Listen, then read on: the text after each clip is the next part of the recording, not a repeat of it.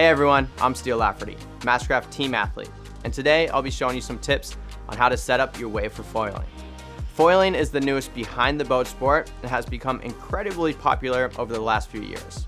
Thankfully, with the advancements in the wake foil technology and equipment, it has become a lot easier to learn. One of the main challenges that we see for those learning how to foil is figuring out how to set up your boat. The right wave for foiling can make or break your experience, and that's what we're here to help you with today. Not only will this instruction help you understand why and how to customize the settings on your MasterCraft, but it should extend to just about any boat with available surf settings. You'll be surprised to discover what just a few small, simple changes can do for your foiling. Now let's get into it.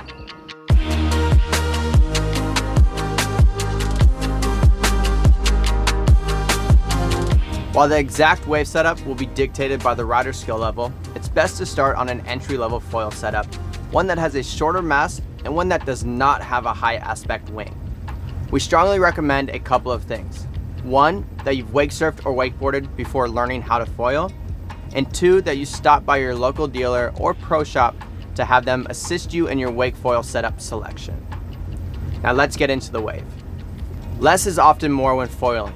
It's best to start with a mellow wave, and you really don't need much ballast. We recommend starting with ballast half full or even completely empty. Today on my X-Star S, we will be using MasterCraft's Surfstar Wave number 2 setting, which means the wave will be long and mellow, and the ballast will be set at 50%. We'll also set the speed at 11.3 miles per hour. Use a long wakeboard rope let out to about 60 or 70 feet, and encourage the foiler to stay away from the wave and rollers just to start. It's best to learn how to control the foil before trying to get in the wave to find that push. There's a lot of turbulence near the wave, so it's easier to stay out wide in the calmer water and gain confidence and control first. As the rider gains control, have them drift back in closer to the second or third wave so they can begin feeling the push and power of the wave and how it interacts with the foil. The great thing about the setup at half ballast with a mellow wave shape is that it also works well once the rider wants to shorten their line up and foil on the first wave in the typical wake surfing position. We do recommend that the rider gets their bearings with the long line described previously, before foiling on the first wave. This wave has a lot more energy and turbulence to deal with, so it's a much more advanced location to foil.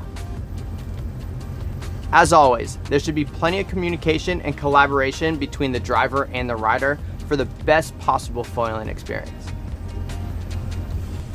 Thanks for joining us today, and if you have any other questions when creating these settings, please reach out to us on any of our social media platforms. Thanks for being a part of the MasterCraft family, and we'll see you out on the water.